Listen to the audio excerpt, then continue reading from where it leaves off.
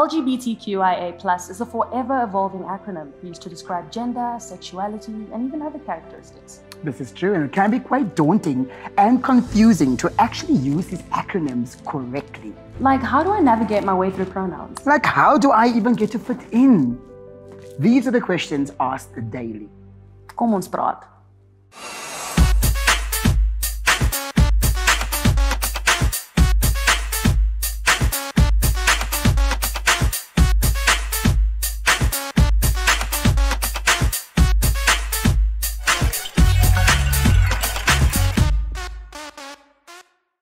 Today we have our fabulous guests right here on the WQMD cast. Hello, welcome. Welcome, Sis Tamara. Welcome, Yahto Kraft. Please tell us, who is Sis Tamara? Who is Yahto Kraft? Let's start with you. Why is it with me though? I always get confused when I get this question. Sis Tamara is an experience. That's what I always tell people. Every interaction that you have with me, it's gonna be an experience. So Sis Tamara is crazy, bubbly, very passionate, and is very expressive. And compared to Uko, because Uko is always like trying to be in the corner and is very shy and is very logical. Sis Tamara is very fearless. So that's who Sis Tamara is. Gender non-conforming experience. How do you know the difference? How do we know the difference? It just happens. I think right now, I'm kinda, I went into being Sis Tamara, but when I walked in, I was in my Uko corner where I'm trying to hide. I'm not trying to be seen really because of what's happening in my head most of the time. But Sis Tamara is like, yo, I'm here. It's gonna be a vibe. It's gonna be a good time. So this is Sis Tamara. And Yahto? Yahto Kraft is a 21-year-old gender fluid singer-songwriter from Melville. Come on. No, just my full buyout.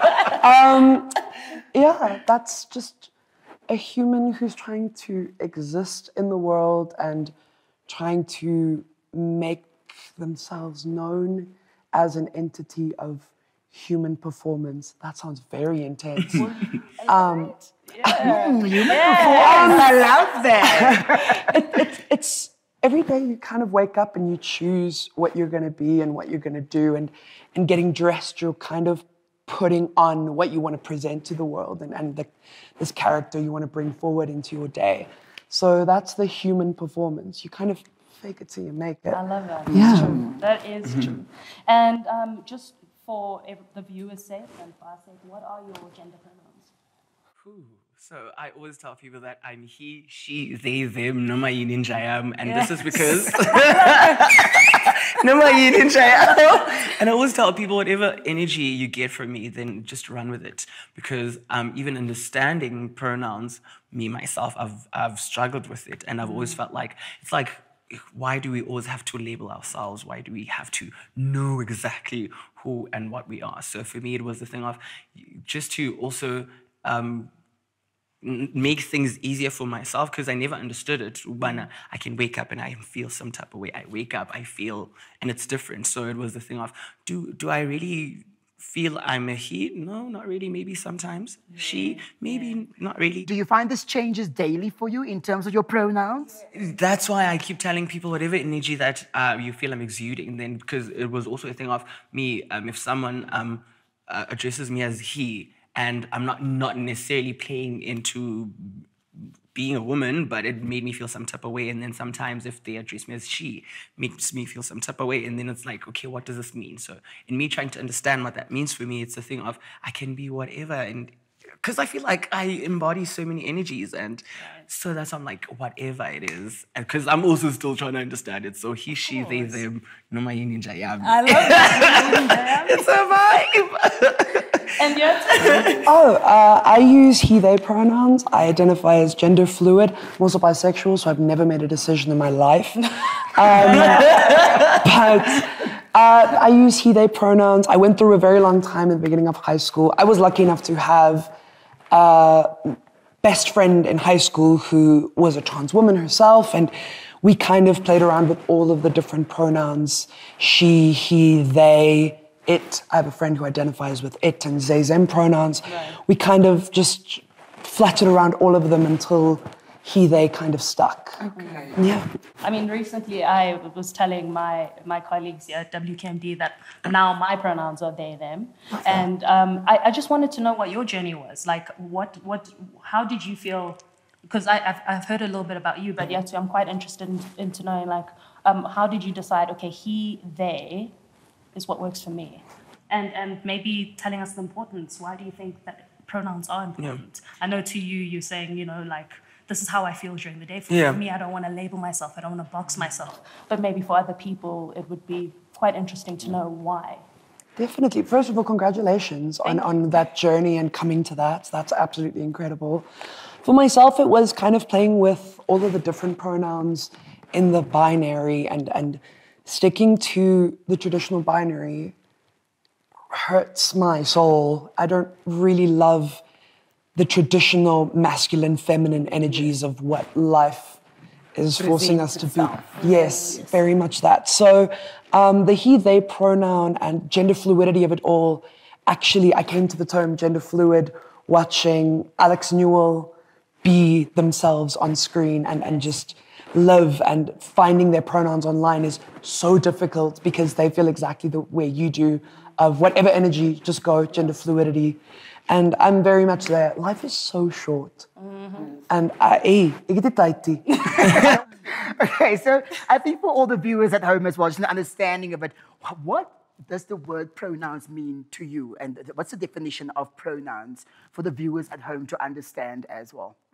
I'm going to take this one. No, please take it. Okay, I'll take it. I'm very pronoun, I'm very proverb as well, adverbs, adjectives. No, choked him. It's fine, don't stress, we'll edit that out. So pronouns are the way that you identify yourself in the third person, yes, right? Ek praat Afrikaans, ek weet. He is walking, she is walking, they are walking. That is a pronoun, and taking that person, just a whole English lecture. But pronouns for me are just a way that I identify myself, and to make communication easier between people. I'm not going to say Jody is walking and now Jody is standing over there and now Jody is sitting next to me. That's a lot. Yeah, and just to add on that, I think for me, it's the sense of security that comes with the pronouns. And I think that's why it's so hard. And I know it's hard even for me, but it's as much as it's hard, it's very important because it's also the validation and just that you're being seen. Because imagine now you're going through this journey where you're so conflicted within yourself, and the only thing that makes sense or kind of makes it better is your pronouns rather. And then now having someone who disregards that. So I think it cuts deep. It's deep, and I know, especially for a lot of people, you know. And I think also it's a thing of where we need to learn and unlearn and make that choice to do that, because I know people keep asking me, what's this pronouns thing? Why do you guys come up with so many labels? It's a new thing every day. And I'm like, because it's a continuous journey. So every day is going to be a different experience. And it's so interesting when people say that, because it's like, oh, it must be so nice. It must be so nice to know yourself. Like some of us are still on, like you say, a continuous journey to figure out who we are. Yeah. And, you know, I think as far as pronouns go, we know he, she, they, them, and you mentioned it. Yes. Can you tell us a little bit more about that? And I know you can't speak for your friends, of course, but from what you know. So from what I've learned from it still feels weird. So I understand why the journey of people using they, them pronouns for certain people is difficult, because labeling someone as it in itself is also difficult in and of itself. But it doesn't identify not only in the gender binary, but as human per se. It is purely a soul put in a flesh suit, and that is how it walks the earth and lives its life.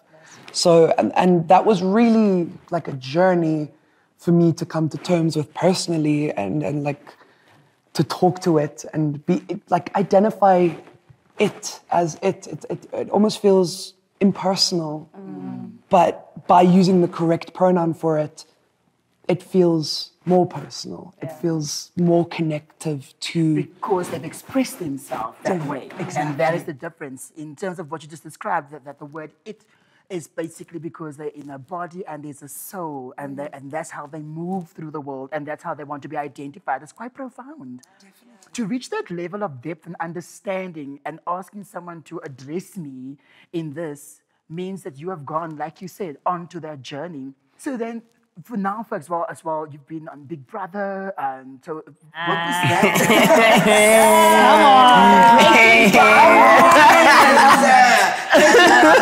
Space. I voted. What was that journey like for you as well?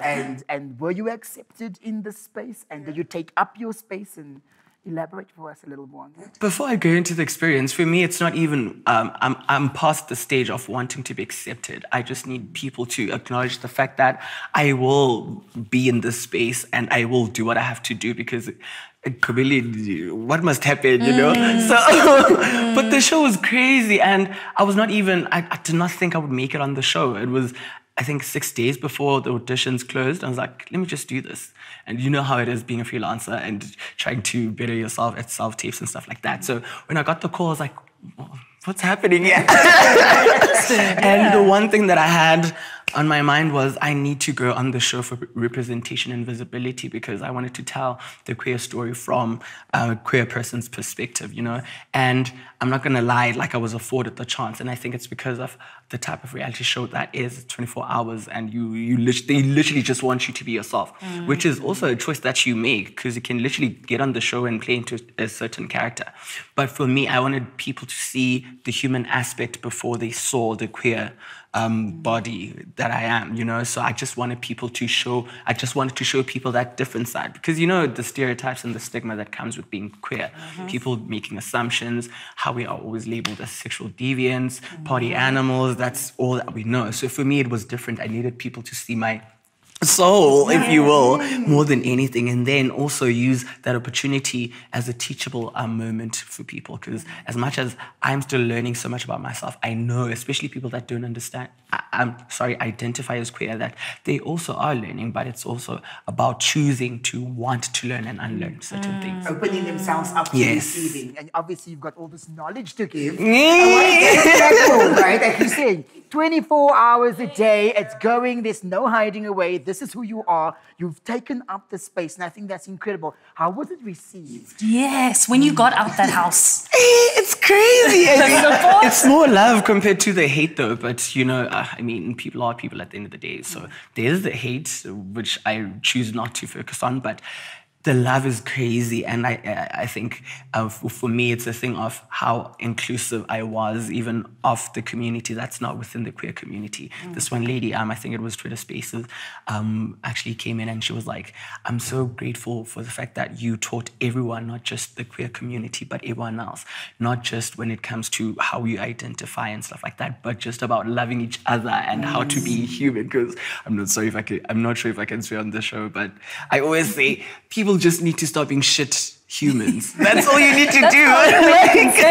For me, you don't need to love me. You don't need to, like, it's okay, but can we not be shit humans to each other and just respect each other? So it was received quite well, I'm not going to lie. It's still being received quite well. So, yeah. Here's to the top. And Yahto, how was your experience on The Voice? How was that? Mine is actually a little bit different, because I didn't use he, they pronouns and come into my gender fluidity on the show. Okay. I only started discovering that fully of myself during the show and then after. Whoa. So I technically only came out when I got dropped. I got fired. When I got evicted. That's a different show. When I left the show. Right. And being just openly queer and wearing my dresses and everything, I just thought, it's going to be a boy in a dress. It's going to be stunning, gorge. And then just reveling in the fluidity of gender post-show. I felt more comfortable in dresses for certain songs, and certain songs needed a pant. It has a masculine energy, and pants are traditionally masculine, so we'll wear that. Right. So kind of playing with both of those aspects and doing what the song is asking for, what the character is. Yes. And I think that's kind of how I came to terms with my own gender fluidity and my own use of my own personal pronouns. And the most interesting thing about being on The Voice, though, is the viewership was seen as way more close-minded and like it's going to be straight white people watching The Voice. That's all. Most of the top 10 were queer or plus size or queer affirming. We had mostly people of color in the top 10. It was the most diverse, incredible group of people together, and knowing that the public voted for them to be there, it just kind of changed the way that I personally will now look at the show, and I think the higher ups, the big boss man, will also look at the show. That's what we need. Yes. Oh my goodness. And just like in general, I think a lot of people struggle. Like if someone addresses you wrong, what is the right thing to do? What is the comfortable thing to do to make someone else feel comfortable after that? Because I know that if someone addresses me wrong, once I have told them, it's okay to correct yourself, and then we continue the conversation. It doesn't have to be awkward. What do you guys think? You want to go first? Yeah, of course. I personally, I personally think don't make it a big deal. Okay. Just be like, so sorry, move it on. Let's move on. Yes, use the correct pronoun, because as soon as you start making it a thing, it's going to become a thing, and then it's a bit shit for everyone. So just correct yourself, move on. If you make the mistake again, cool, try to move on. 3 times, 4 times, you're not listening. Yeah, hey, let's sit down. Oh, what is happening? Yeah, so I think don't make it a big deal. Just move on from that. What do you feel? I feel there's a fine line between really making a mistake and disregarding what I would like you to do. So there are people that will literally pronounce what do you say? What's the English word? Mispronounce on purpose, you know. And there are people that really like it takes time for them to learn. And I think for me, it's just correcting people and keep on teaching people. But when it gets to a point where you can see this person is just disregarding how you feel, that's okay. As in, we have to have like a chat. What's happening? Why are you doing this? Are you doing this on purpose? What's happening there? I understand that there are people that do feel uncomfortable in certain situations, but can we also address that? Can we have a conversation about that? And I always say that having dialogue always helps, and to actually understand where this person is coming from. Right. But also within that, I also just putting energy into something that there's nothing that's going to come from it. For me, rather just take yourself out of that situation. Yep. Basically. So to both of you, when you wake up in the morning and you decide that this is the energy, that you are going to be using for that day, and this is how you want to be known, do you have a safe space when you go out of your home and you get to be that for the day? It was just a look. I personally used to not have that. My family's very accepting. My mother is the most incredible woman ever. My dad used to wear dresses before he passed. It was everything. But before that, I kind of hung around people who weren't as supportive and who didn't want to learn and who didn't want to educate themselves.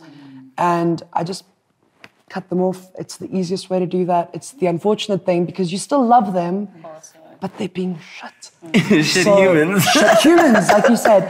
So you've kind of just got to create your own space, and I've crafted that now. And when I get to wake up and wear my negligee and have a ciggy and a breakfast, and my housemates don't, they're like, okay, morning doll, how are you?